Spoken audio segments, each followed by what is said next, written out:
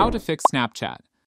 Not loading and not sending snaps. Any of the below steps will work to fix your issue. Check your internet connection. First, ensure that your device is connected to a stable internet connection. You can do this by opening your web browser and visiting a website. Restart Snapchat. On iOS, on Settings app, click on the General. In this, tap on iPhone Storage. Here, look for the Snapchat app. Click on it. Now click on Offload app. Then reinstall it. This helps to restart the Snapchat app. On Android, go to Settings. Scroll down, select On Apps, then click on See All Apps. Search for Snapchat, click on it. Here, tap on Force Stop. Confirm it. Restart your device. Sometimes simply restarting your device can resolve the issue. Activate Siri on your iPhone. Ask for Restart Device. Then, confirm it.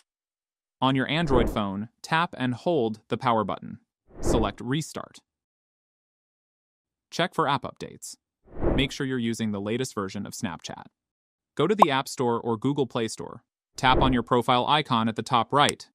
Search for Snapchat and update if available. Clear Snapchat cache. Clearing the cache can help fix many issues. Go to Snapchat.